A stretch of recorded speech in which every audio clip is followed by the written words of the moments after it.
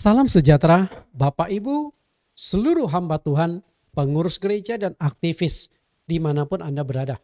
Senang sekali berjumpa dengan Anda semua melalui ibadah live streaming berupa pengajaran-pengajaran Alkitab yang kami siarkan melalui satu link YouTube kami, Bible Teaching Ministry. Satu link YouTube yang dimana di dalamnya banyak pengajaran-pengajaran Alkitab yang kami sampaikan. Hari ini kita akan melanjutkan pembahasan tema besar kita, yaitu Allah Esa.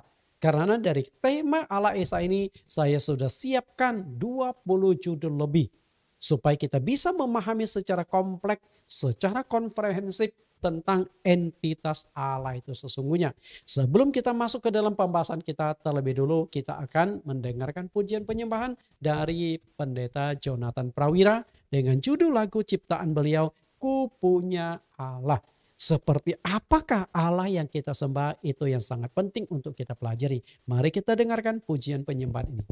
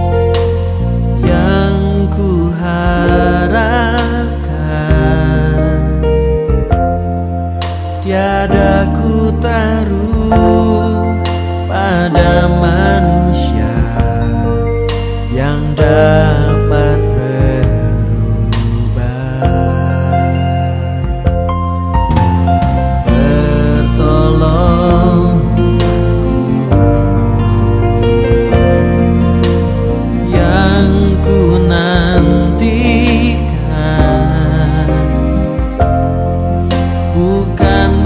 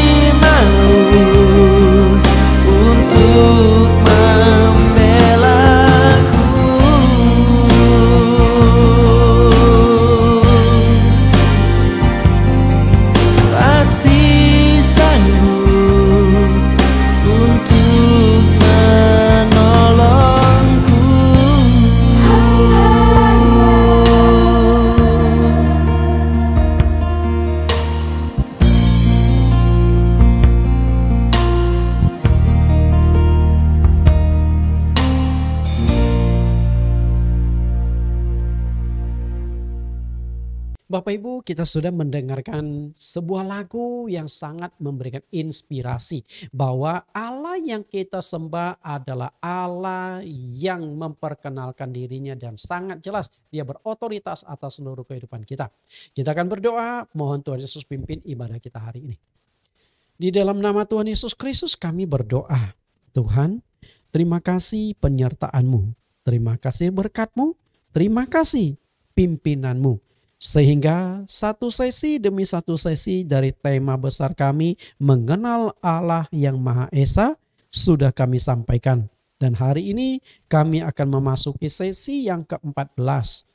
Tuhan Yesus pimpin kami, sertai kami, supaya apa yang kami dengar, apa yang kami baca, apa yang kami lihat, menuntun kami memahami topik ini dengan baik. Kami akan memulai pelajaran kami, dan kami siap mendengarkan pengajaran ini di dalam nama Tuhan Yesus. Amin. Bapak Ibu, hari ini kita akan lanjutkan tema besar kita, mengenal pribadi Allah yang Maha Esa. Dan saya sudah siapkan 20 judul lebih. Nah, kita lihat ini judul-judul. Nah, kalau judul 1 sampai judul yang ke-10 itu sudah saya kupas. Silakan Anda link kembali di Bible Teaching Ministry kalau Anda belum sempat melihat. Karena judul-judul ini sangat menarik semuanya. Kemudian judul ke-11 sampai judul yang ke-20. Nah, ini tidak kalah menarik. Nah, yang akan kita kupas pada hari ini adalah judul yang ke-14 yang yaitu satu Allah tiga pribadi atau satu Allah tiga fungsi. Mana yang benar? Pribadi atau fungsi? Tiganya itu. Nah, setelah itu ada judul yang ke-21, 22 sampai 23 dan akan mungkin berkembang lagi.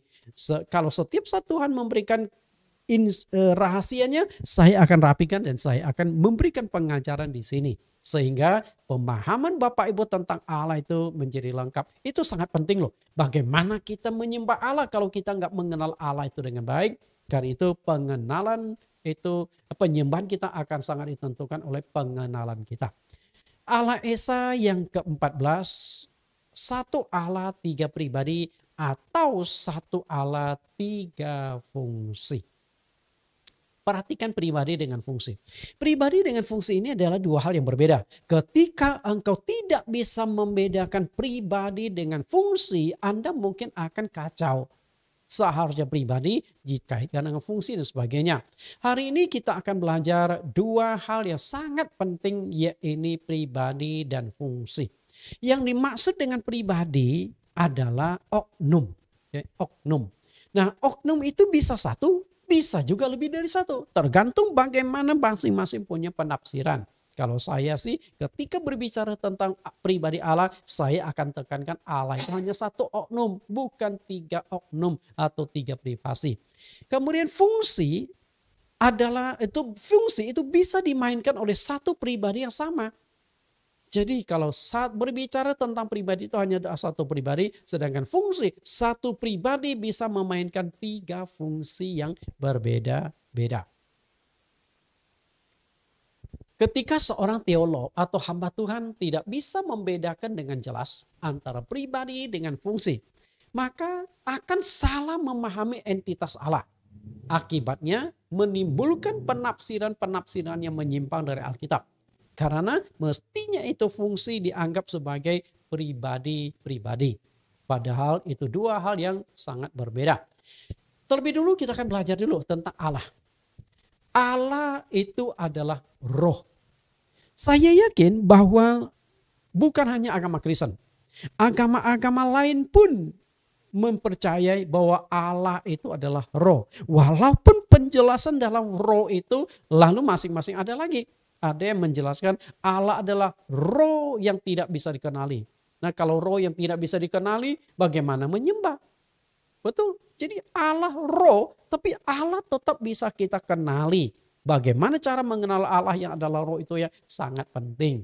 Kita lihat Yohanes 4 ayat ke-24. Allah itu roh dan barang siapa menyembah dia harus menyembahnya dalam roh dan kebenaran. Karena Allah itu roh, maka ketika kita mau menyembah dia harus menyembah dia dalam kebenaran. Kebenaran itu apa? Yohanes 17 ayat 17, kuduskanlah mereka dalam kebenaran, firman-Mu adalah kebenaran. Jadi kebenaran itu adalah firman Tuhan. Ketika kita menyembah Tuhan tapi di luar kebenaran ajaran kita tidak sesuai Alkitab, berarti penyembahan tidak tepat sasaran. Oke? Makanya ketika kita mau menyembah Allah, ajaran kita harus benar. Terutama pengenalan terhadap Allah itu harus tepat dan tuntas. Namun Allah juga pribadi.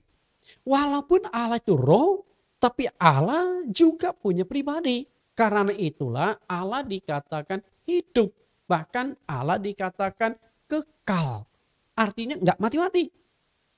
Pribadi Allah tidak akan mati-mati, tidak akan berakhir. Karena dia itu adalah awal dan akhir, alfa dan omega. Dulu ada, sekarang dan selama-lamanya tetap ada.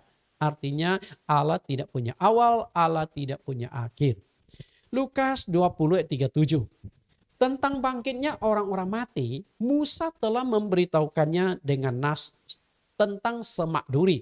Di mana Tuhan disebut Allah Abraham, Allah Ishak, Allah Yakub. Ia bukan Allah orang mati, melainkan Allah orang hidup. Sebab di hadapan dia semua orang hidup.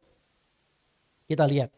Allah yang kita sembah bukan mati tapi hidup. Nah kalau dia hidup berarti dia ada pribadi. Bapak Ibu, kalau dia tidak ada pribadi maka Tuhan itu tidak ada bedanya dengan angin. Betul nggak? Kalau Allah itu pribadi berarti Allah itu hidup. Karena Allah itu roh yang memiliki pribadi yang hidup. Maka Allah sering menyebut dirinya dengan memakai kata ganti orang pertama tunggal. Kan kata ganti orang pertama, orang kedua, orang ketiga. Nah kan ada yang tunggal, ada yang jamak. Dan kata orang pertama sebagai pribadi tunggal, Tuhan seringkali menggunakan kata aku untuk menyebut dirinya. Bahwa dia adalah Allah yang hidup. Kita lihat kata aku. Tadi Lukas menyinggung tentang Musa yang melihat Allah di semak belukar. Nah kita akan lihat di sini. Lagi Keluaran pasal 36. Lagi ia berfirman, akulah Allah ayahmu. Allah ayahmu. Padahal Allah ayah Musa yang dimaksudkan itu adalah Abraham, Ishak dan Yakub. Berapa generasi? Dari Abraham sampai ke Musa itu memakan waktu ribuan tahun. Tetap saja Allah itu sama. Artinya Allah yang disembah oleh Abraham, Ishak, Yakub sama dengan Allah yang memperkenalkan diri kepada Musa di semak duri ini. Karena Musa mungkin mengenal Allah itu belum secara spesifik. Dia hanya sebagai bangsa Israel turunan. Dia tahu Allah itu ada. Nenek moyang mereka pernah bertemu dengan Allah. Kemudian nenek moyang mereka pernah bergaul dengan Allah dan sebagainya. Tapi Musa belum punya pengalaman pribadi dengan Allah. Nah di saat inilah pengalaman pribadi itu terjadi pada Musa. Sehingga ketika Musa melihat ini kok waktu menggembalakan kambing domba, Yitro mertuanya, ini semak duri. Api menyala tapi semak durinya nggak kebakar. Dia takjub penasaran. Dan ketika dia lihat lebih jelas lagi, tiba-tiba muncullah suara Musa. Akulah Allah ayahmu, Allah Abraham, Ishak dan Yakub. Dan Musa sangat ketakutan. Lalu dia menutup mukanya karena dia takut memandang wajah Allah. Ayat 14. Firman Allah kepada Musa, aku adalah aku.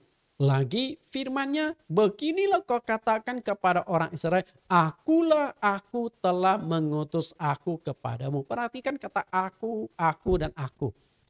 Saat setelah bertemu dengan Tuhan di semak duri, lalu Tuhan menyampaikan kepada Musa, aku telah memperhatikan sengsara umatku dan sebagainya.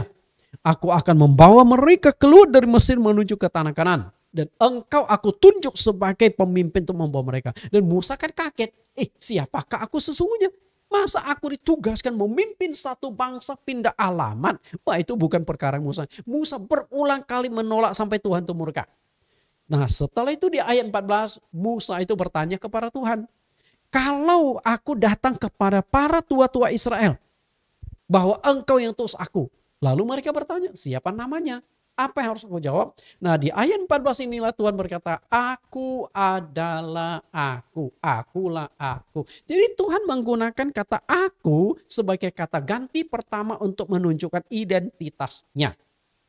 Bapak Ibu yang saya kasih, karena Allah itu roh atau pribadi yang hidup, maka Allah juga memiliki karakteristik untuk membuktikan bahwa dia itu memang hidup. Jadi Allah yang kita sembah itu Allah yang hidup dan Allah yang kekal. Allah bukan Allah mati. Kalau Allah mati itu namanya patung-patung, berhala-berhala. Sedangkan ini roh, roh yang hidup. Dan dia membuktikan bahwa rohnya yang hidup ini. Allah memiliki kehendak. Artinya memiliki visi, misi, keinginan.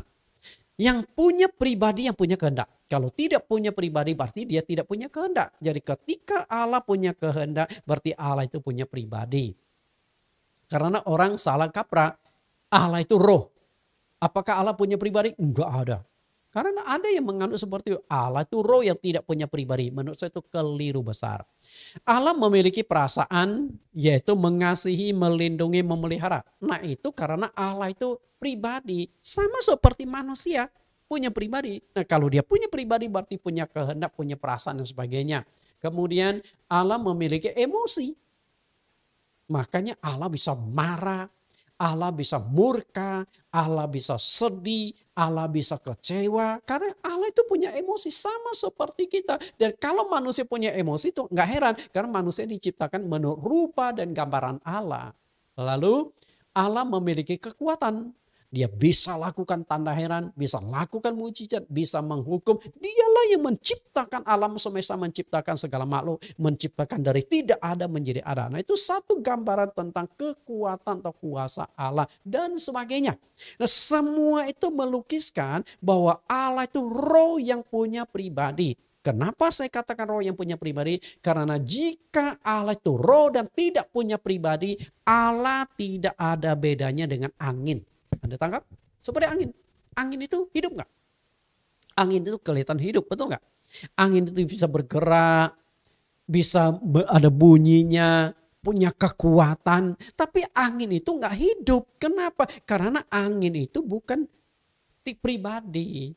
Kalau angin diperbandingkan dengan roh, mungkin sama-sama tidak kelihatan tapi ada kekuatan. Sama-sama tidak kelihatan tapi bisa dibuktikan keberadaan. Karena ini tuh bedanya adalah angin tidak punya pribadi, Allah punya pribadi. Maka angin dikatakan mati, sedangkan Allah dikatakan hidup karena Allah punya pribadi. Nah yang menjadi pertanyaan kita sekarang adalah begini loh. Allah adalah roh yang punya pribadi. Masalahnya adalah ada pribadi berapa dalam diri Allah.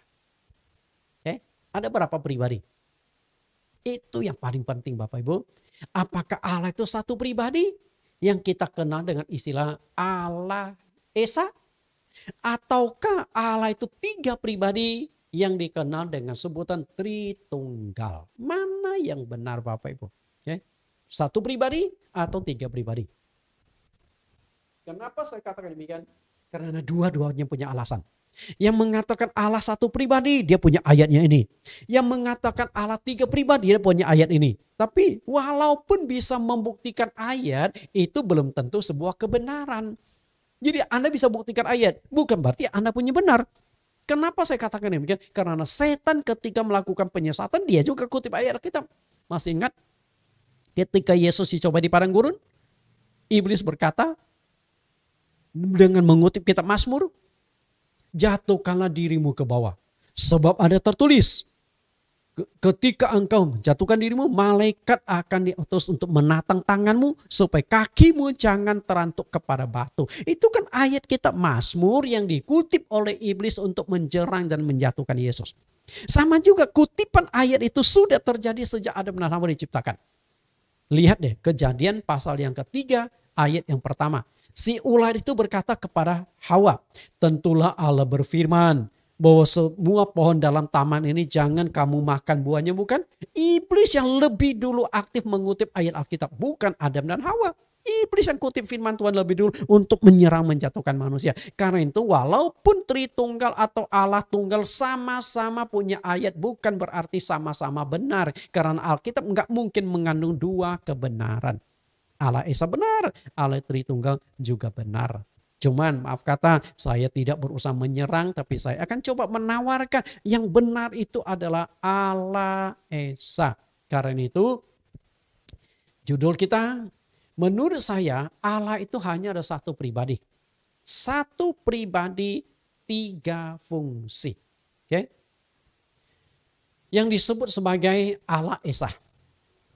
Pribadi Allah yaitu Allah Esa. Alkitab itu sebenarnya sangat konsisten. Dari perjanjian lama sampai perjanjian baru selalu menegaskan bahwa Allah itu Esa. Dan Esa itu harus kita pahami sebagai tunggal. Bukan dua pribadi, tiga pribadi dan sebagainya. Yang namanya Esa itu ada tunggal, Ecat. Ecat artinya satu. Dan satu itu dalam konteks tunggal bukan jamak. Karena itu kita nggak bisa tafsirkan Allah itu jamak. Bahkan dari total 1189 pasal Alkitab perjanjian lama sampai perjanjian baru atau 31.171 ayat dari keseluruhan Alkitab, tidak ada satu ayat pun yang mencatat istilah atau kata Tritunggal atau Trinitas. Karena istilah Tritunggal atau Trinitas itu diambil dari filsafat dan diambil dari agama-agama paganisme. Agama-agama penyembah berhala di zaman dulu. Makanya kalau kita lihat tidak heran, banyak agama yang punya 3 dewa. Termasuk di Hindu, ada Brahmana, ada Wisnu, lalu ada Siwa. Ini kan 3 pribadi dalam satu Allah. Apakah seperti itu? Nah itu sudah cukup pas pada pertemuan-pertemuan yang lalu. Lihat kata Tritunggal itu tidak ada di Alkitab. Nah kalau tidak ada di Alkitab, kenapa masih dipaksakan? Kenapa yang sudah jelas-jelas ada di Alkitab Allah Esa tidak berusaha dikembangkan, dicari ayat-ayatnya bahwa memang Allah itu Esa, bukan 3.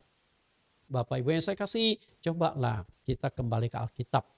Berikut ini ayat-ayat perjanjian lama sampai perjanjian baru yang menegaskan bahwa Allah itu hanya ada satu pribadi dengan istilah bahwa Allah itu Esa. Coba perhatikan ayat-ayatnya Bapak Ibu. Ini di perjanjian lama. Allah itu tunggal. Tunggal dalam konteks di sini adalah Allah itu Esa. Nah ini ayat-ayatnya. Ada Ulangan, ada Tawarik, ada Maleaki, ada Zakaria, ada Yesaya. Jadi nabi-nabi itu yang menulis kitab berbeda-beda, tapi mereka sepakat menegaskan Allah itu Esa. Artinya satu-satunya, tidak ada 2. Bapak Ibu, perhatikan kata Esa. Atau tidak ada yang lain di luar Allah yang satu ini. Ini perjanjian lama. Lalu bagaimana perjanjian baru? Kita lihat. Ini yang perjanjian baru. Sama, menekankan bahwa Allah itu Esa. Ada Markus, ada Yohanes, ada Korintus, ada Timotius, ada 1 Yohanes, ada Roma, ada Yudas, ada Wahyu. Jadi penulis kita tuh berbeda-beda Bapak Ibu. Tapi semuanya dipakai oleh Tuhan untuk menegaskan bahwa Allah itu Esa, bahwa Allah itu hanya satu. Nah kenapa kalau Allah itu sudah ditekankan Esa, kita nggak percaya? Lalu mencari istilah Tritunggal Trinitas dari agama pagan dipaksa masuk ke dalam Alkitab. Menurut saya itu aneh.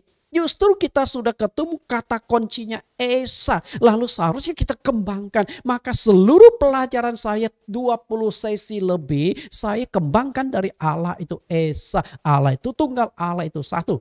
Ini yang saya jadi pegangan dulu, baru saya kembangkan cari ayat-ayat pendukungnya. Sehingga pemahaman kita terhadap Allah itu menjadi tuntas, jelas, clear and clean. Itu yang kita harapkan. Ya. Lihat kembali Allah itu Esa. Allah Esa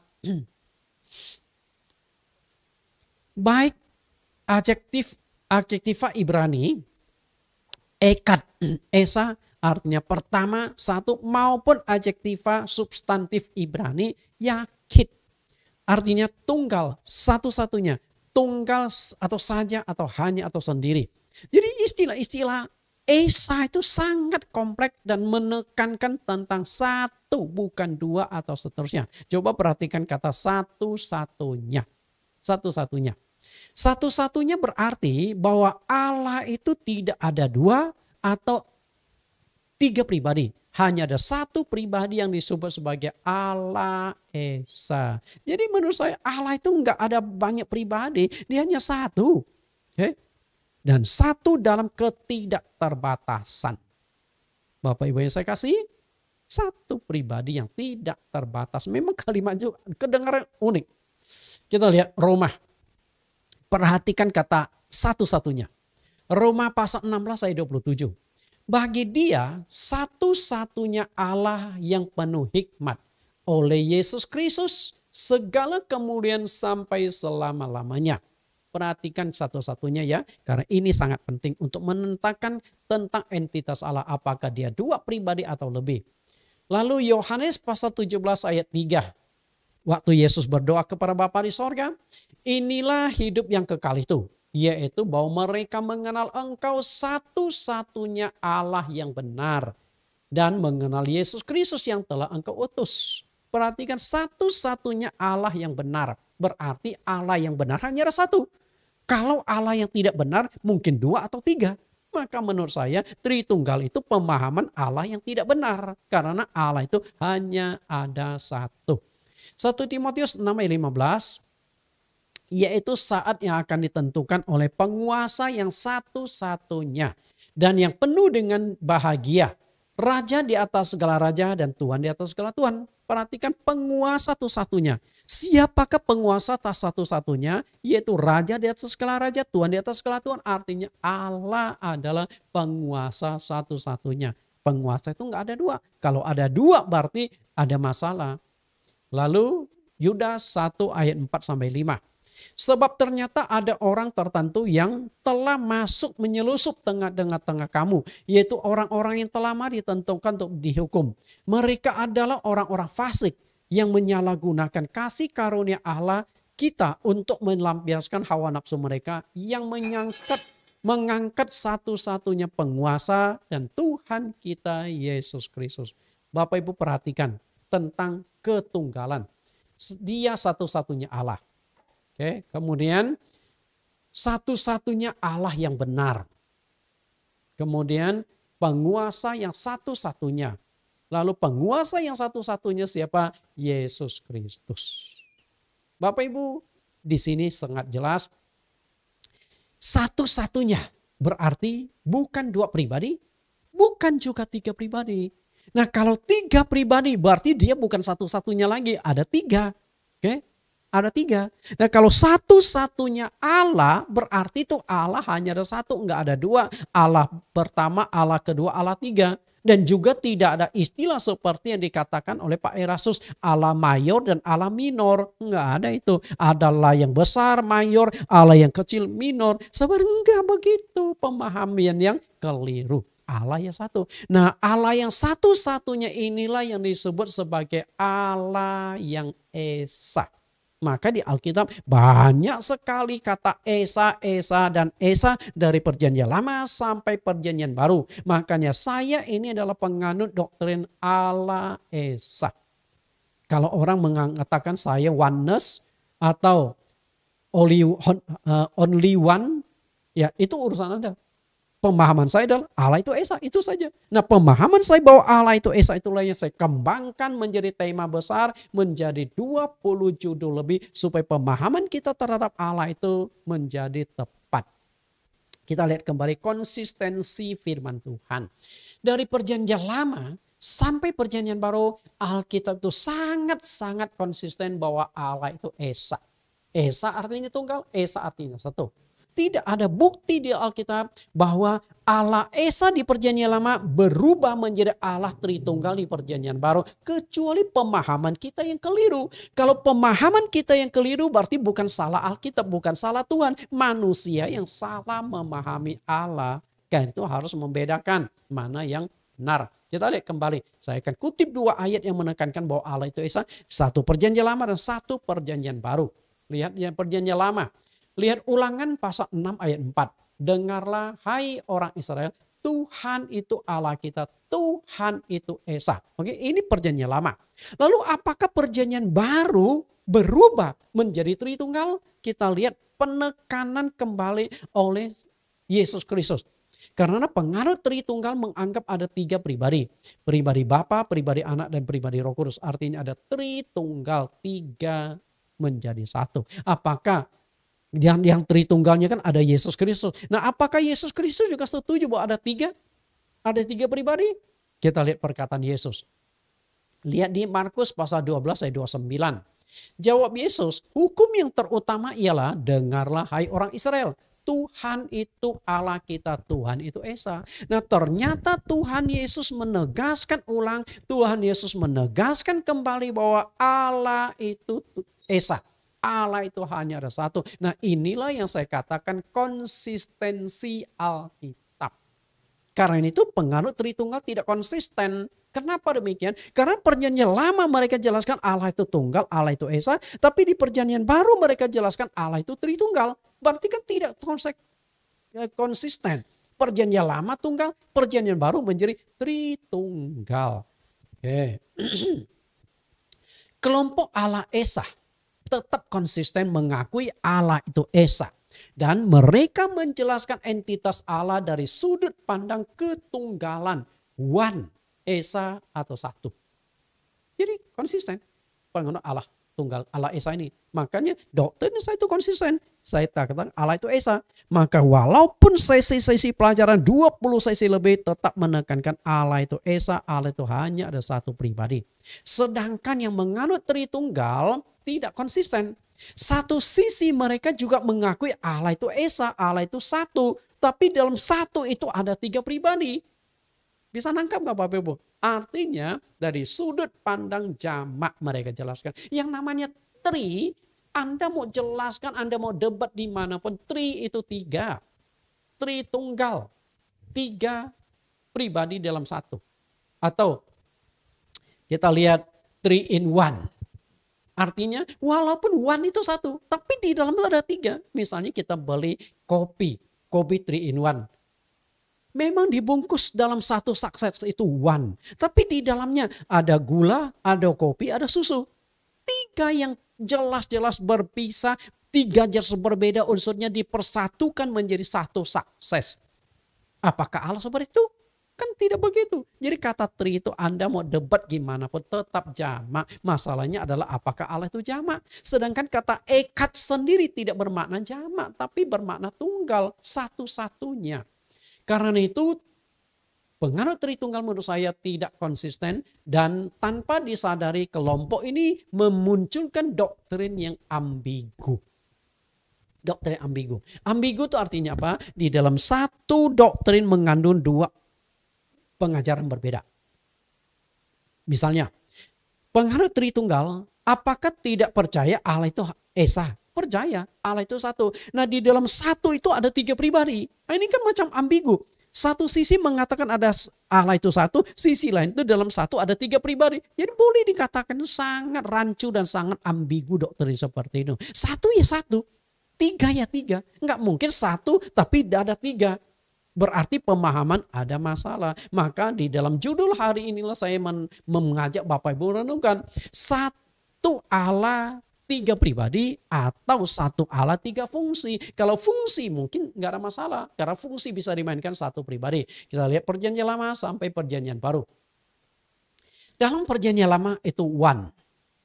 Kenapa one di perjanjian baru bisa menjadi 3 in 1? Kenapa bisa demikian? Dari tunggal menjadi Tritunggal. Itu yang masalah. Mengapa di perjanjian lama menganut Allah tunggal atau Esa bisa mengalami pergeseran di perjanjian baru menjadi Allah Tritunggal atau Trinitas? Kenapa bisa demikian? Ada masalah tentang pengenalan terhadap entitas Allah. Berarti pemahaman, pengenalan tentang Allah ada masalah. Karena memang Allah itu sulit difahami. Kalau Allah itu roh. Ya, jangankan roh. Wujud aja kita sulit pahami. Manusia dengan manusia. Belum tentu kita bisa saling pahami. Anda belum tentu mengerti saya belum tentu mengerti Anda. Padahal kita manusia. Sedangkan roh itu lebih rumit lagi. Maka tidak heran muncullah pandangan-pandangan yang berbeda. Dan penyebab utamanya itu adalah adanya kesalahan tafsir mengenai entitas Allah. Begitu Anda salah tafsir ya sudah. Sebenarnya dasar utama itu untuk membangun konsep itu begini loh. Kita tinggalkan dulu Allah tunggal, Allah Tritunggal, kita tinggalkan dulu. Kita baca dulu ayat Alkitabnya. Nah, di Alkitab tidak ada kata Tritunggal, yang ada adalah Esa. Nah, seharusnya dari kata Esa dibangunlah suatu konsep doktrin dengan ayat-ayat pendukung. Nah, maka di sini akan muncul Allah, doktrin Allah Esa. Sedangkan permasalahan di Tritunggal itu adalah mereka mengutip Matius pasal 28 ayat 19 untuk menekankan bahwa ada 3 pribadi. Ada Bapa, Anak, dan Roh Kudus. Nah, karena dasar pondasi awalnya itu sudah mengatakan 3, lalu mereka bangunlah dengan bukti-bukti ayatnya, muncullah yang namanya doktrin Tritunggal. Karena apa? Dasarnya itu sudah keliru. Ketika pondasi awal sudah keliru, dibangun di atasnya akan menjadi sebuah teori yang keliru, sebuah doktrin yang keliru. Yang perlu kita pikirkan adalah apakah ada dampak, apakah ada akibat dari kesalahan tafsir tersebut. Sangat-sangat jelas. Kesalahan tafsir mengakibatkan kebinasaan. Itu masalah Bapak. Binasa. Coba lihat apa yang dikatakan Rasul Petrus. 2 Petrus pasal 3 ayat 16. Hal itu dibuatnya dalam semua suratnya apabila ia berbicara tentang perkara-perkara ini. Dalam surat-suratnya itu ada hal-hal yang sukar difahami. Perhatikan, sukar difahami artinya harus ditafsirkan. Maka Tuhan juga mengizinkan Alkitab itu ditafsirkan. Diizinkan. Nah, yang tidak diizinkan adalah menafsirkan dengan hikmat, logika, kepintaran sendiri tanpa pimpinan Roh Kudus. Lalu kalimat selanjutnya, sehingga orang-orang yang tidak memahaminya dan yang tidak teguh imannya memutarbalikkannya menjadi kebinasaan mereka sendiri. Ternyata salah tafsir itu mengakibatkan hal yang sangat fatal, kebinasaan. Terbalik. Allah mestinya tunggal, dibalik menjadi jamak. Itu memutarbalikkan kebenaran. Yang namanya Esa itu tunggal Bapak Ibu. Anda mau debat gimana pun yang namanya Esa itu satu, Esa itu tunggal. Kenapa bisa dibalik menjadi Tritunggal menjadi jamak? Sama seperti juga mereka buat dengan tulisan-tulisan lain. Bukan hanya itu, banyak tulisan-tulisan Rasul Paulus. Banyak tulisan-tulisan di dalam Alkitab yang salah dipahami. Sehingga Allah yang seharusnya tunggal dipahami menjadi Allah yang jamak. Dalam perjanjian baru ada 3 sebutan penting untuk menggambarkan entitas Allah. Yaitu sebutan ada Bapa, ada Anak, dan ada Roh Kudus. Nah, 3 sebutan ini Bapa, Anak, Roh Kudus itu mengacu pada satu ayat satu-satunya, yaitu Matius 28 ayat 19. Karena itu pergilah, jadikanlah semua bangsa muridku dan baptislah mereka dalam nama Bapa dan Anak dan Roh Kudus. Perhatikan ketiga itu, Bapa, Anak, dan Roh Kudus. Nah, ini pangkal permasalahannya Bapak Ibu. Yang menjadi pertanyaan mendasar di sini adalah, harus tuntas ya, pertanyaan mendasarnya adalah, oleh penganut paham Tritunggal, kalimat ini dipahami ada 3 pribadi. Pribadi Bapa, pribadi Anak, pribadi Roh Kudus. 3 pribadi. Padahal ayat ini sama sekali tidak menyebut adanya 3 pribadi Allah. Tidak ada 3 pribadi Allah, melainkan 3 sebutan nama. Perhatikan 3 sebutan. Baptislah mereka dalam nama Bapa, Anak, dan Roh Kudus. Berarti Bapa, Anak, Roh Kudus itu bukan nama, bukan juga pribadi, sebutan. Sebutan. Apakah dalam satu orang tidak punya nama lebih dari satu? Ada. Anda tahu nggak? Saya itu punya 3 nama. Saat ini mungkin Anda kenal dengan nama Nathan Jurnawan. Tapi saya punya nama kelahiran, namanya Bong Ji Sian. Saya marga Bong Ji Sian. Dan dulu saya pernah menjadi umat Katolik dan dibaptis di gereja Katolik. Nama baptis saya di Katolik itu namanya Benedictus. Ini dia. Orangnya sama, 3 namanya. Nah, apakah Allah satu ini tidak memiliki sebutan-sebutan lain? Nama-nama lain? Ada saja. Makanya sebutan yang mewakili kelihatan nama Allah itu banyak sekali di dalam Alkitab. Nah, kita lihat artinya waktu baptisan kita harus mencari siapa nama dari Bapa, nama dari Anak, dan nama dari Roh Kudus. Dan itu sudah saya jelaskan pada topik baptisan. Ternyata nama Bapa, Anak, Roh Kudus itu adalah Yesus Kristus. Ini dia Bapak Ibu. Nama Bapa, Anak, dan Roh Kudus adalah Yesus. Saya akan buktikan bahwa nama dari Bapa, Anak, Roh Kudus itu adalah sebutan. Kalau nama berarti bukan pribadi. Oke? Nama itu bukan pribadi. Sebutan juga bukan pribadi. Kita lihat. Matius 28 ayat 19, perhatikan, Yesus kan katakan baptislah mereka dalam nama Bapa dan Anak dan Roh Kudus. Dan saya ingin katakan tidak ada satu pun baptisan di dalam Alkitab yang menggunakan nama Bapa, Anak, Roh Kudus. Jika ada baptisan dalam nama Bapa, Anak, Roh Kudus, saya akan berhenti jadi pendeta. Maaf kata, bukan sombong, bukan menantang, memang gak ada. Hanya penegasan saya, tidak ada. Yesus katakan baptislah mereka dalam nama Bapa, nama Anak, dan nama Roh Kudus. Nah, murid-murid Yesus itu mengerti maksud guru mereka. Maksudnya adalah baptislah mereka dalam namaku. Maksud Tuhan itu seperti itu. Tapi di dalam Matius 11 ayat 28 sampai 30, Yesus kan dikatakan lemah lembut dan rendah hati. Kalau Yesus berkata, baptislah mereka dalam namaku. Kesannya itu sombong, kesannya itu angku. Maka Yesus tutupi kata Bapa, Anak, Roh Kudus itu. Maka Yesus tutupi aku, Yesus itu dengan 3 sebutan. Bapa, Anak, Roh Kudus. Dan murid-murid itu mengerti. Artinya murid-murid itu tahu persis Allah itu Esa. Allah itu tunggal. Dan Allah yang tunggal ini siapa? Yesus Kristus. Makanya semua murid-murid dan semua gereja awal membaptis langsung dalam nama Yesus. Kita lihat Kisah Rasul pasal 2 ayat 38. Jawab Petrus kepada mereka, bertobatlah dan hendaklah kamu masing-masing memberi dirimu dibaptis dalam nama Yesus Kristus untuk pengampunan dosamu, maka kamu akan menerima karunia Roh Kudus. Perhatikan, dibaptis dalam nama Yesus Kristus, bukan dalam nama Bapa, Anak, Roh Kudus. Sedangkan Bapa, Anak, Roh Kudus itu ada 3 sebutan. Bapa, Anak, Roh Kudus. Tapi 3 sebutan itu ditunggalkan dalam diri Yesus Kristus. Artinya Bapa, Anak, Roh Kudus itu bukan pribadi. Itu hanya panggilan atau sebutan, bukan pribadi. Lalu ayat lain, Kisah Rasul 8 ayat 16. Sebab Roh Kudus belum turun di atas seorang pun di antara mereka, karena mereka hanya dibaptis dalam nama Tuhan Yesus. Enggak ada Bapa dan Roh Kudus. Kisah Rasul 10:48. Lalu ia menyuruh mereka dibaptis dalam nama Yesus Kristus. Kemudian ia meminta Petrus supaya ia tinggal beberapa hari lagi bersama-sama dengan mereka. Lalu Kisah Rasul 19 ayat 5. Ketika mereka mendengar hal itu, mereka memberi diri mereka dibaptis dalam nama Tuhan Yesus. Semua baptisan itu dalam nama Yesus Kristus. Kenapa demikian? Karena Yesus Kristus itu adalah Allah yang Esa. Only. Hanya dia. Satu-satunya. Bapak Ibu yang saya kasihi,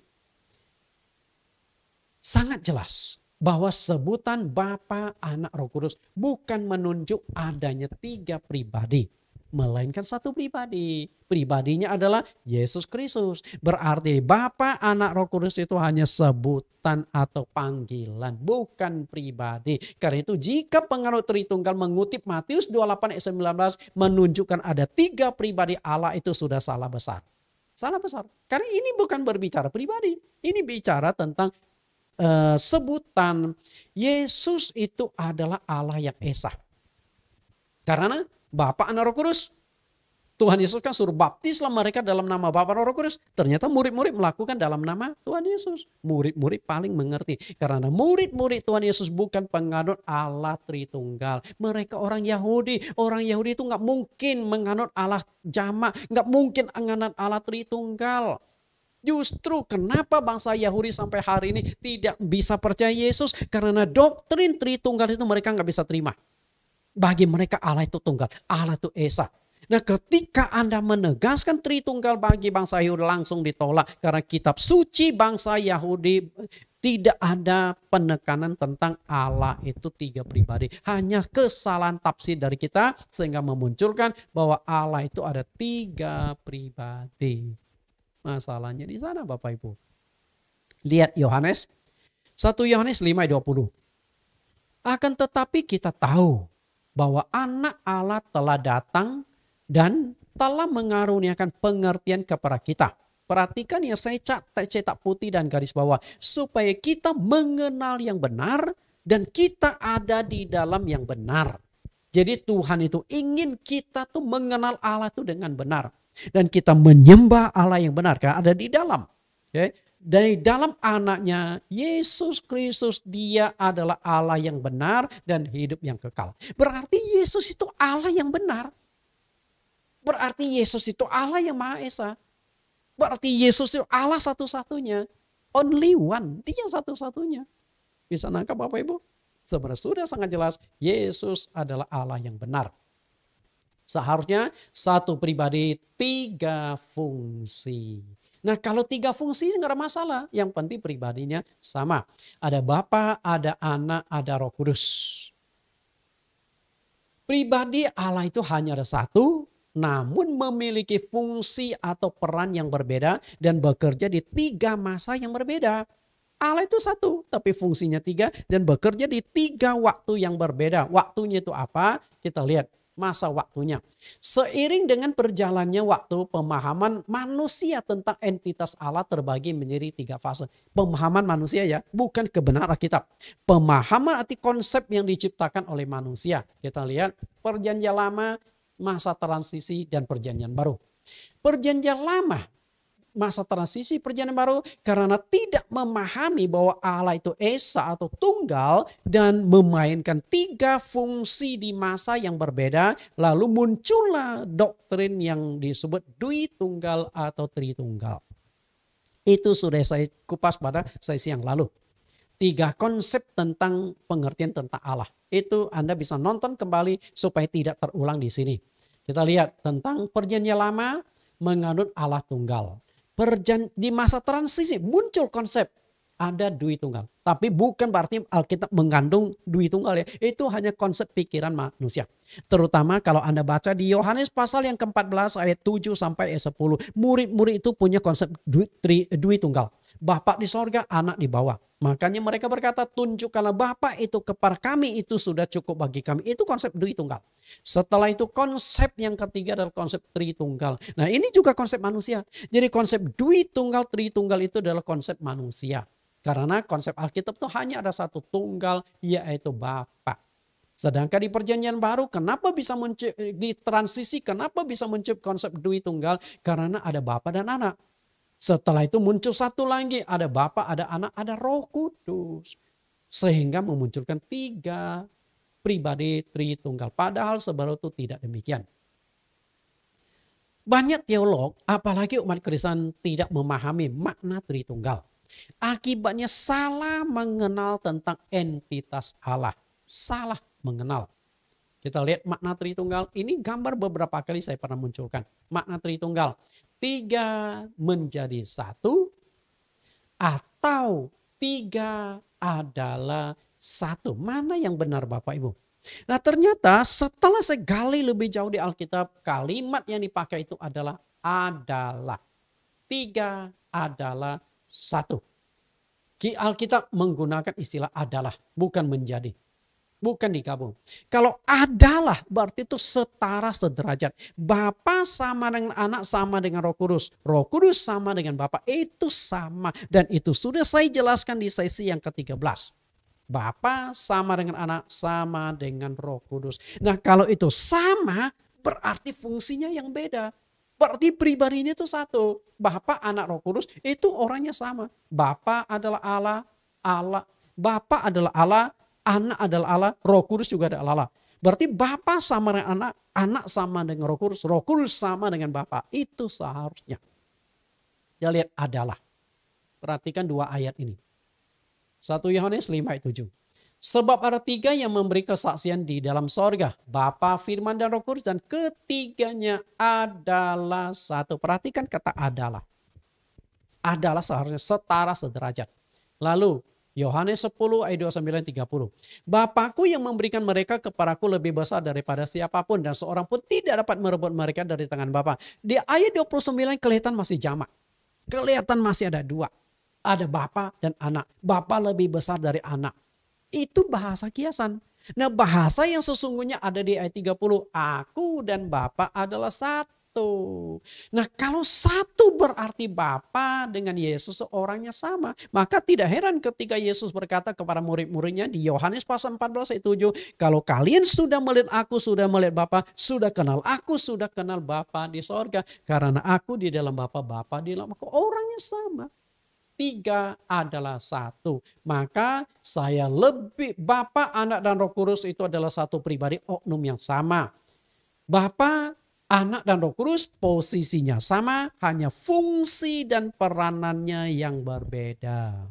Berarti satu Allah tiga fungsi. Bukan satu Allah tiga pribadi. Bisa nangkap Bapak Ibu? Satu Allah tiga fungsi. Kita lihat, tiga adalah satu. Oknumnya sama, pribadinya sama, keinginannya sama, maka Bapak dengan Anak itu keinginan sejalan.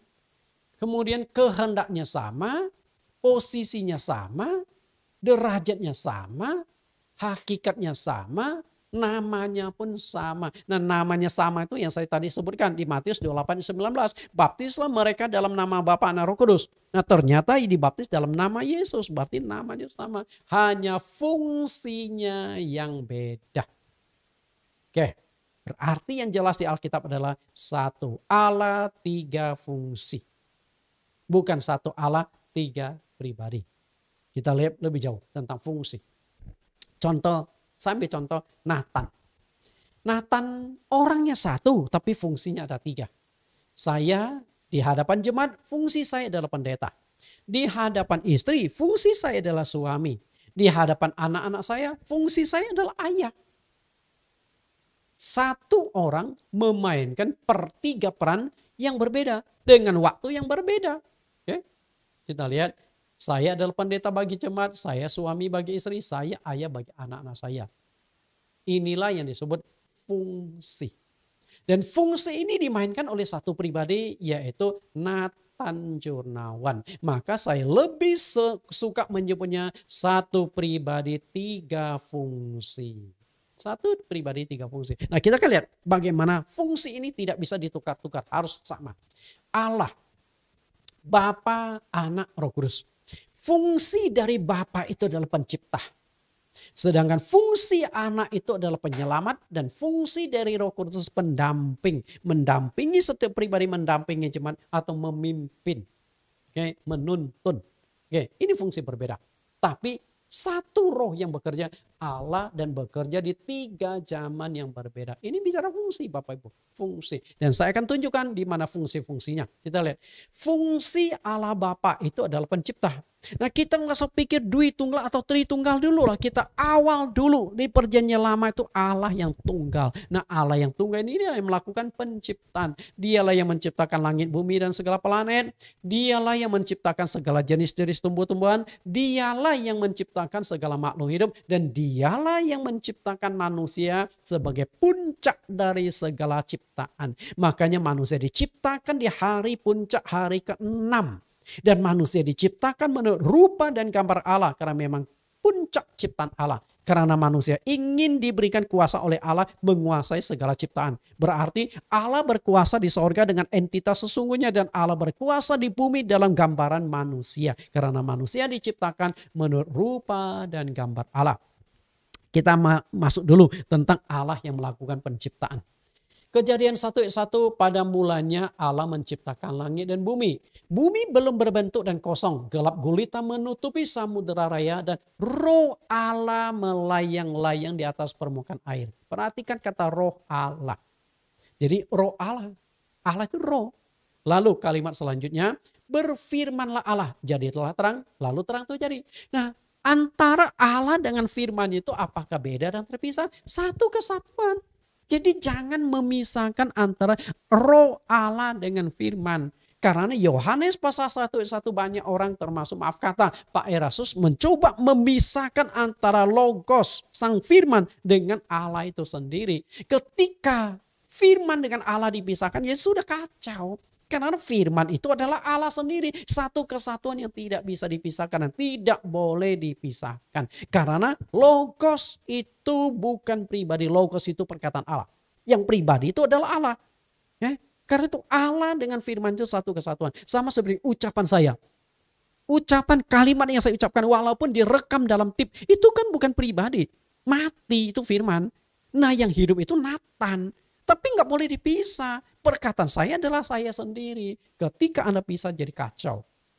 Lalu ayat 6. Berfirmanlah Allah, jadilah cakrawala di tengah-tengah segala air untuk memisahkan air dari air. Ayat 11. Berfirmanlah Allah, hendaklah tanah menumbuhkan tunas muda, tumbuh-tumbuhan yang berbiji, segala jenis pohon buah-buahan yang menghasilkan buah yang berbiji. Supaya ada tumbuh-tumbuhan di bumi. Dan jadilah demikian. Perhatikan Allah dan firman itu kesatuan. Nah Allah yang satu inilah pencipta. Berarti ketika kita ingin mengenal Allah yang benar, harus mengenal Allah yang sang pencipta ini. Dialah yang menciptakan nenek moyang kita. Kita lihat Keluaran Kisah Rasul 17 ayat 22. Paulus berdiri di atas Areopagus dan berkata, hai orang-orang Athena, aku lihat bahwa dalam segala hal kamu sangat beribadah kepada dewa-dewa. Artinya aktif sekali dalam penyembahan kepada Allah. Tapi ada masalah dalam penyembahan. Ayat 23, sebab ketika aku berjalan-jalan di kotamu dan melihat-lihat barang-barang pujaanmu, aku menjumpai juga sebuah mezbah dengan tulisan kepada Allah yang tidak dikenal. Apa yang kamu sembah tanpa mengenalnya, itulah yang kuberitakan kepadamu. Bapak Ibu, artinya orang Yunani sangat aktif menyembah Allah, tapi nggak mengenal Allah. Dan pengalaman itu juga dialami oleh Saulus. Sebelum dia percaya Yesus, dia dalam agama Yahudi, dia beranggapan agama Yahudi sudah menemukan Allah yang benar. Ternyata belum juga. Makanya waktu penganiayaan perjalanan ke Damsik, Tuhan Yesus menampakkan diri kepadanya dalam satu sinar yang terang dan suara. Saulus, Saulus, mengapa engkau menganiaya aku? Apa jawab Saulus? Siapakah engkau Tuhan? Dan akhirnya Yesus berkata, akulah Yesus Kristus yang kau aniaya itu. Nah yang bicara itu siapa? Allah Bapa yang ada di sorga. Tidak lain dia adalah Yesus Kristus. Selama ini Bapa itu nggak pernah dimunculkan. Yang dimunculkan itu adalah Yesus Kristus yang secara nyata. Ayat 24, Allah yang telah menjadikan bumi dan segala isinya, ia yang adalah Tuhan atas langit dan bumi, tidak diam dalam kuil-kuil buatan tangan manusia, dan juga tidak dilayani oleh tangan manusia seolah-olah ia kekurangan apa-apa. Karena dialah yang memberikan hidup dan nafas dan segala sesuatu kepada semua orang. Artinya apa? Artinya Allah yang diperkenalkan oleh Paulus adalah Allah yang menciptakan bumi dan segala isinya. Allah yang berkuasa atas seluruhnya. Bukan Allah yang kecil yang tinggal di kuil-kuil manusia. Bukan Allah yang berbentuk patung-patung seperti yang disembah oleh orang-orang Athena. Dewa-dewa itu Allah-Allah kecil semua. Allah yang besar adalah Allah pencipta alam semesta. Berarti dia harus lebih besar dari alam semesta itu sendiri. Dan Allah yang satu inilah yang menciptakan manusia. Nah kita lihat ayat yang ke-26. Dari satu orang saja ia telah menjadikan semua bangsa dan umat manusia untuk mendiami seluruh muka bumi. Dan ia telah menentukan musim-musim bagi mereka dan batas-batas kediaman mereka. Supaya mereka mencari dia dan mudah-mudahan menjamah dan menemukan dia. Walaupun ia tidak jauh dari kita masing-masing. Tidak jauh dari masing-masing, artinya Allah itu dekat. Nah Allah yang satu inilah yang harus kita cari. Allah yang satu inilah yang harus kita kenal. Allah yang mana? Pencipta manusia. Dari satu orang yang dimaksudkan itu adalah Adam. Adam, kenapa di satu orang padahal ada dua orang, ada Hawa? Karena Hawa diciptakan dari tulang rusuk Adam. Kalau Allah ciptakan Adam dari tanah, Hawa diciptakan dari tanah. Nah ini ayat salah, harus dicoret. Tapi karena Hawa diciptakan dari tulang rusuk Adam, memang dari satu orang. Hawa tercipta dari Adam. Artinya sang pencipta Adam dan Hawa inilah Allah yang harus kita kenal. Siapakah dia sesungguhnya? Okay. Setelah menciptakan manusia dan menempatkan manusia di Taman Eden, masalah selanjutnya muncul. Manusia ciptaan Allah itu jatuh dalam dosa karena melanggar perintah Allah, memakan buah pohon pengetahuan tentang baik yang jahat. Nah ini masalah muncul. Manusia yang diciptakan Tuhan jatuh dalam dosa. Nah dosa kan gak boleh dibiarkan, dosa itu harus dibereskan. Nah setelah manusia jatuh dalam dosa, misi melakukan penyelamatan manusia dari dosa dimulai. Mulai saat itu. Nah ketika misi penyelamatan dimulai, berarti disinilah dibutuhkan peran atau fungsi dari anak. Nah fungsi anak mulai muncul. Fungsi Bapa itu mencipta, fungsi anak itu berkaitan dengan penyelamatan. Oke, bisa nangkap Bapak Ibu? Fungsi anak itu penyelamatan. Fungsi dari anak adalah penyelamat. Bapa adalah roh, dia tidak bisa menyelamatkan manusia. Jadi Allah Bapa itu memang maha kuasa, pencipta segala-galanya. Tapi dia tidak bisa menyelesaikan dosa manusia. Dia nggak boleh melanggar firman-Nya. Kenapa demikian? Karena dalam penyelesaian dosa manusia dibutuhkan darah. Dan Allah itu roh, tidak punya darah. Bisa nangkap apa ya? Allah itu roh, tidak punya darah. Sedangkan penyelesaian dosa manusia itu dibutuhkan darah. Nah, peran atau fungsi ini baru bisa dilakukan ketika Allah menjadi manusia dalam diri Yesus Kristus. Berarti Yesus Kristus adalah Sang Firman, Sang Allah menjadi manusia. Jadi sangat jelas, sangat-sangat terang apa yang saya jelaskan di sini Bapak. Fungsi, bukan pribadi. Kita lihat, dosa manusia hanya bisa diselesaikan dengan darah. Lihat Ibrani 9 ayat 22. Dan hampir segala sesuatu disucikan menurut hukum Taurat dengan darah. Dan tanpa penumpahan darah tidak ada pengampunan. Sudah jelas. Karena itulah, kalau Allah langsung mengampuni dosa orang, berarti Allah akan melewati ayat ini. Melanggar firman-Nya sendiri. Maka Allah harus menuruti apa yang sudah diucapkannya. Allah harus ikut pada firman-Nya. Kalau tidak, Allah akan berontak terhadap dirinya sendiri. Dia akan bertentangan dengan firman-Nya. Lalu karena itu begitu Adam dan Hawa jatuh dalam dosa. Sebenarnya saat itu Allah juga sudah mulai memperkenalkan darah sebagai media untuk penyelesaian dosa. Tapi ketika Anda baca di dalam kitab Kejadian pasal 3 yang menceritakan Adam dan Hawa jatuh dalam dosa, tidak ada kata darah. Tapi ada unsur darah dalam Kejadian pasal 3. Lihat ayatnya di ayat 21. Kejadian 3 ayat 21. Dan Tuhan Allah membuat pakaian dari kulit binatang untuk manusia dan untuk istrinya itu. Lalu mengenakannya kepada mereka. Ada darah nggak di sini? Kata darah tidak ada di ayat ini, tapi ayat ini mengandung darah. Dari mana kita tahu? Perhatikan kata kulit binatang.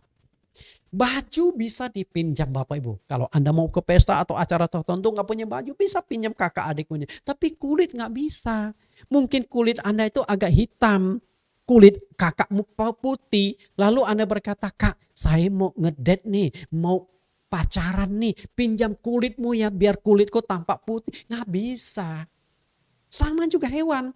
Untuk bisa dapatkan pakaian kulit, hewan itu harus dibunuh. Tuhan tidak bisa berkata kepada hewan yang lagi berjalan di Taman Eden, hewan-hewan, tolong pinjam kulit kalian untuk menutupi aurat Adam dan Hawa. Berarti hewannya berjalan tanpa kulit. Tinggal dipanggang jadi sate. Ini kan aneh Bapak Ibu. Artinya harus bunuh hewannya. Dan ketika hewannya dibunuh, disembeli, ada darah yang tertumpah. Nah dari sinilah mulai fungsi fungsi anak itu sebenarnya sudah dimunculkan dalam Kejadian. Artinya di dalam Kejadian pasal 3 ayat yang ke-15 dan ayat 21 sebenarnya sudah nyata di sana. Yesus sudah hadir memainkan fungsi atau peranannya. Tapi secara jangka panjang baru kehadiran anak itu diwujudkan secara nyata dalam Galatia pasal 4 ayat yang ke-4. Itu dia Bapak Ibu. Silakan buka ayatnya. Bapa tidak bisa menyelesaikan dosa manusia karena Bapa itu roh. Karena dia adalah roh, maka dia tidak punya darah. Bapa punya tidak punya darah. Agar memiliki darah untuk menebus dosa manusia, maka Allah harus menjadi manusia. Itu jelas sekali Bapak Ibu, Allah menjadi manusia. Yohanes pasal 1 ayat 1 dan ayat 14. Bagaimana kita lihat Allah menjadi manusia untuk memainkan fungsi atau peranan untuk menyelesaikan dosa. Jadi sebenarnya yang bekerja itu juga sama. Roh yang sama bekerja di zaman yang berbeda, di kondisi yang berbeda. Yohanes 1 ayat 1, pada mulanya adalah firman, firman itu bersama-sama dengan Allah dan firman itu adalah Allah. Perhatikan yang saya cetak merah itu Bapak Ibu, firman adalah Allah. Lalu masuk ke ayat 14. Firman itu telah menjadi manusia dan diam di antara kita. Karena kita telah melihat kemuliaannya itu kemuliaan yang diberikan kepadanya sebagai anak tunggal Bapa penuh kasih karunia dan kebenaran. Perhatikan yang saya catat merah. Firman itu adalah Allah dan firman itu telah menjadi manusia. Artinya Allah telah menjadi manusia. Kenapa Allah harus menjadi manusia? Karena Allah tidak bisa membereskan dosa manusia. Untuk bereskan dosa manusia dibutuhkan darah. Berarti Allah harus menjadi manusia. Agar Allah memiliki darah untuk menyelesaikan dosa manusia. Rupanya cara yang ditempuh Allah itu sangat unik. Yaitu memilih dilahirkan lewat seorang perawan. Maka di Yesaya pasal 9 ayat 56 itu sebelum datang ke dunia, Yesus itu sudah dapat sebutan penasihat ajaib, Allah yang perkasa, Allah yang perkasa, Raja damai. Okay. Nah semua itu sudah menunjukkan Yesus itu adalah Allah. Lalu dia dilahirkan lewat seorang perawan yaitu Yesaya 7:14 yang disebut Immanuel. Immanuel adalah berarti Allah beserta kita. Sekarang kita lihat peran anak.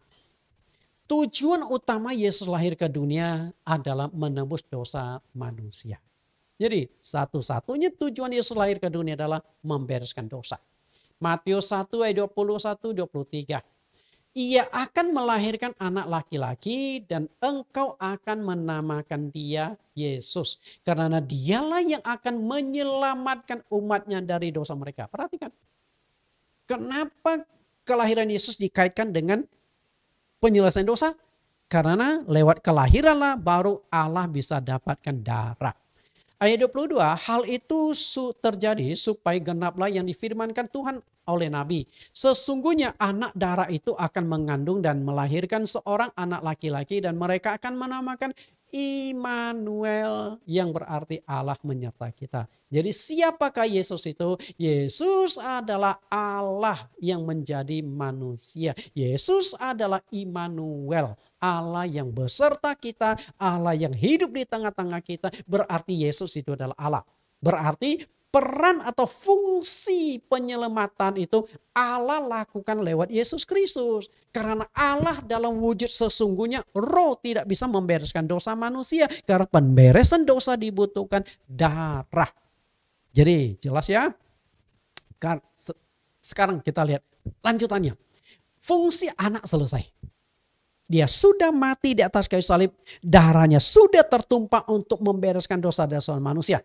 Tinggal kita percaya kepada Yesus Kristus. Oleh darahnya kita dapat pengampunan dosa. Nah setelah tugasnya di dunia selesai. Lalu dia terangkat ke sorga di Kisah Rasul 1 ayat 9-10. Kenapa terangkat? Karena tugas fungsi dia di bumi sudah selesai.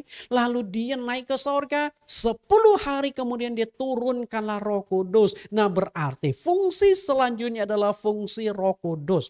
Fungsi Bapa, fungsi anak sudah selesai, fungsi Roh Kudus. Maka di atas kayu salib Anda ingat gak ada satu kalimat yang Yesus ucapkan sudah selesai. Artinya fungsi anak telah selesai di dunia. Dia kembali ke sorga. Kembali ke sorga. Nah dari sorga lalu diutuslah Roh Kudus ke bumi.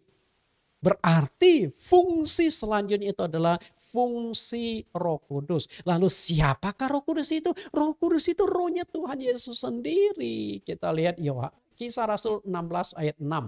Mereka melintasi tanah Frigia dan tanah Galatia karena Roh Kudus mencegah mereka untuk memberitakan Injil di Asia. Perhatikan kata Roh Kudus. Lalu ayat 7. Dan setibanya di Misia mereka mencoba masuk ke daerah Bitinia. Tetapi Roh Yesus tidak mengizinkan mereka. Di ayat yang ke-6 disebut Roh Kudus. Di ayat 7 disebut Roh Yesus. Berarti Roh Kudus itu adalah Roh Yesus sendiri. Fungsi Yesus sudah selesai di dunia. Sekarang fungsinya adalah fungsi Roh Kudus. Berarti yang memainkan peranan tetap orangnya sama. Maka saya katakan satu Allah tiga fungsi. Bukan satu Allah tiga pribadi. Fungsi Bapa, fungsi Anak, fungsi Roh Kudus. Bekerja di 3 zaman yang berbeda. Nah setelah waktu Yesus itu zaman transisi. Tugas Yesus adalah menumpahkan darahnya untuk menebus dosa manusia. Selesai. Nah selanjutnya adalah zaman Roh Kudus. Zaman perjanjian baru. Roh Kudus dicurahkan pada hari Pentakosta. Bapak Ibu perhatikan gambar ini. Dari roh menjadi daging, Setelah tugasnya di dunia selesai, daging kembali ke roh. Itulah pekerjaan Allah. Bapa, Anak, Roh Kudus. Bapa adalah roh, dari roh. Anak adalah daging, menjadi daging. Nah, setelah tugas anak selesai, dia kembali ke sorga, kembali lagi menjadi roh. Dari daging, dari roh menjadi daging, kembali ke roh. Karena ada 3 masa waktu bekerja dengan peran yang berbeda, sehingga orang beranggapan ada 3 pribadi. Pribadi Bapa, pribadi Anak, pribadi Roh Kudus. Padahal tidak. Satu Allah yang sama bekerja di 3 zaman dengan 3 fungsi yang berbeda. Itu yang benar. Kita lihat roh Allah sama dengan Roh Kudus. Nah, Roh Kudus sama dengan Roh Yesus. Berarti Allah dengan Yesus itu pribadinya sama, hanya fungsinya yang beda. Roma 8 ayat 9. Tetapi kamu tidak hidup dalam daging, melainkan dalam roh. Jika memang roh Allah diam di dalam kamu. Tetapi jika orang tidak memiliki roh Kristus, ia bukan milik Kristus. Perhatikan kata roh Allah. Nah, roh Allah itu roh. Lalu ada lebih spesifik roh Allah. Setelah itu roh Kristus. Dalam satu kata ditekankan ada roh Allah, roh Kristus. Karena apa? Allah dengan Kristus orangnya sama, oknumnya sama. Hanya fungsinya yang beda. Satu Allah, 3 fungsi. Bapak Ibu, apakah fungsi dan manfaat dari Roh Kudus? Pada prinsipnya Roh Kudus atau Roh Allah tidak terbatas kuasanya. Tidak terbatas. Karena itu saya sudah gali secara mendalam tentang topik Roh Kudus. Dan saya mendapatkan topik, saya akhirnya membangun satu doktrin Roh Kudus. Ada 15 sesi. Nah, Bapak Ibu bisa masuk ke link YouTube Bible Teaching Ministry. 15 sesi topik tentang Roh Kudus. Itu sudah sangat kompleks. Dan ketika berbicara tentang fungsi Roh Kudus, saya temukan ada 21 fungsi atau manfaat Roh Kudus. Berarti zaman sekarang yang kita butuhkan itu adalah Roh Kudus. Kita lihat 21 manfaat Roh Kudus atau fungsi Roh Kudus dalam hidup manusia. Saya tidak akan uraikan Bapak Ibu. Saya akan berikan sekilas-sekilas saja. Nah, untuk lebih jelasnya Bapak Ibu bisa masuk ke link YouTube Bible Teaching Ministry. Kita lihat 21 fungsi Roh Kudus. Menggerakkan manusia agar percaya kepada Yesus. Ini ayat-ayatnya semua, ayat pendukungnya. Membuat manusia sadar akan dosanya, bertobat dan memohon pengampunan Tuhan. Menguduskan manusia yang berdosa agar layak masuk ke dalam hadirat Allah. Memperbaharui budi pekerti manusia agar menjadi manusia ciptaan yang baru dan berkarakter Kristus. Kemudian yang kelima, membantu dan memberi kuasa kepada manusia agar memiliki karakter yang baik dan dapat menghasilkan buah-buah roh. Memimpin kehidupan setiap umat Kristen agar taat melakukan perintah atau firman Tuhan. Menyatukan hati semua jemaat agar saling mengasihi satu dengan yang lain. Memberikan kekuatan, penghiburan dan sukacita kepada jemaat. Mengajarkan dan menuntun manusia mengenal kebenaran Alkitab. Memberikan hikmat dan kemampuan untuk berkata-kata, untuk mengajar, berdebat dan memberitakan Injil. Memberikan berbagai macam karunia roh kepada jemaat untuk melakukan pelayanan di gereja. Mendukung kita dalam doa. Roh Kudus adalah mitra doa yang terbaik bagi setiap pribadi. Roh Kudus adalah tanda bukti seorang adalah hamba Tuhan yang diutus Tuhan. Berarti Roh Kudus itu adalah bukti bahwa hamba Tuhan itu diutus. Memberikan otoritas kepada hamba Tuhan untuk memberikan pengampunan dosa melalui baptisan air. Artinya pendeta yang melakukan baptisan harus sudah dipenuhi Roh Kudus. Memberikan kuasa untuk bersaksi dan memberitakan Injil Kerajaan Allah. Memimpin dan menetapkan sasaran pekerjaan penginjilan. Memberikan kuasa untuk melawan setan. Karena roh jahat hanya bisa ditaklukkan dengan roh yang lebih besar dari setan, yaitu roh Allah atau Roh Kudus. Roh Kudus adalah salah satu syarat untuk memperoleh keselamatan. Roh Kudus adalah meterai keselamatan dari sorga.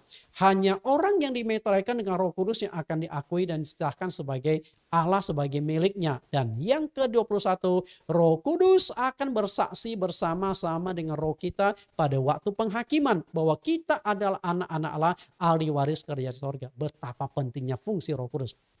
Makanya hari ini kita masuk ke fungsi yang ketiga, fungsi Roh Kudus. Dari sini kita sudah tahu bahwa yang benar itu adalah satu Allah 3 fungsi. Bukan satu Allah 3 pribadi. Maka saya katakan Tritunggal itu harus dikaji ulang. Sesuaikah dengan Alkitab yang menjelaskan bahwa Allah ada 3 pribadi? Saya kurang setuju bahwa Allah 3 pribadi, dan saya lebih setuju Allah 1 pribadi 3 fungsi. Tuhan Yesus berkati. Kita berdoa. Terima kasih Tuhan Yesus. Engkau sudah menyertai, memimpin, membuka cakrawala pikiran kami, membuka wawasan kami, disingkapkan. Semoga siapapun, terutama hamba-hamba Tuhan yang sudah mengikuti pelajaran sesi ke-14 ini, pikiran mereka diperbaharui, pikiran mereka dibukakan, menemukan Allah yang sejati. Engkau Yesus Kristus satu-satunya Allah yang Maha Esa. Terus pimpin kami Tuhan, supaya dari 20 sesi lebih topik ini bisa kami selesaikan dengan baik, sehingga terbentuk menjadi sebuah frame pengajaran, sebuah doktrin yang kuat untuk memperkenalkan Allah yang sesungguhnya. Terima kasih Juru Selamat kami hidup, Yesus Kristus. Amin. Bapak Ibu, kita akan dengarkan pujian penyembahan Allah yang Kukenal. Artinya ketika kita mau menyembah Allah, harus mengenal Allah dengan baik. Apakah Allah itu 3 pribadi atau Allah itu ada 3 fungsi? Mari kita dengarkan pujian penyembahan ini.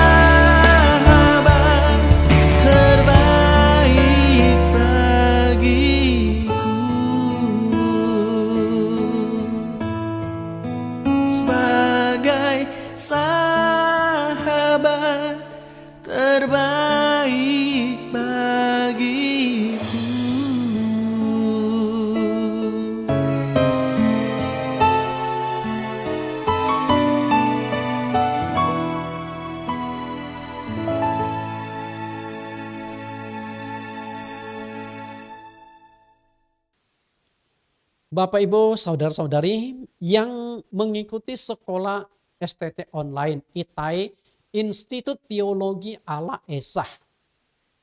Setiap sesi pelajaran ada 10 pertanyaan yang harus Anda jawab. Diketik rapi dan dikirim ke pengelola STT online. Kita akan lihat pelajaran topik yang ke-14 dengan judul satu Allah tiga pribadi atau satu Allah tiga fungsi. Pertanyaan pertama, menurut saudara apa perbedaan antara pribadi dengan fungsi? Jelaskan, pribadi artinya apa, fungsi artinya apa. Menurut saudara apakah Allah itu roh ataukah Allah itu pribadi? Yang ketiga, karakteristik apa sajakah yang membuktikan bahwa Allah itu adalah roh yang hidup? Keempat, tuliskan ayat-ayatnya tanpa teks di Perjanjian Lama bahwa Allah itu Esa, tunggal atau hanya satu. Yang kelima, tuliskan ayat-ayatnya tanpa teks Perjanjian Baru bahwa Allah itu Esa atau tunggal atau hanya satu.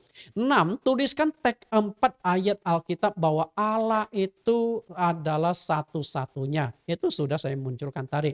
Yang ada kata Allah Esa huruf besar muncul di semua. Kemudian 7, mengapa dalam Perjanjian Lama menganut Allah Esa atau tunggal, tetapi di Perjanjian Baru para teolog dan hamba Tuhan menyebutnya Tritunggal. 8, tuliskan teks ayat Alkitab Matius 28 ayat 19. Bagaimana saudara menjelaskan ayat tersebut, apakah Bapa, Anak, Roh Kudus itu tiga pribadi? Ke-9, jelaskan apa fungsi Bapa, Anak, dan Roh Kudus, lengkapi dengan ayat pendukungnya. Pertanyaan terakhir, mengapa Allah tidak bisa menyelesaikan dosa manusia, melainkan harus melalui anak yaitu Yesus Kristus? Jelaskan, kalau ada ayat pendukung lebih bagus. Silakan menjawab dan kirim kembali. Tuhan Yesus berkati, sampai bertemu.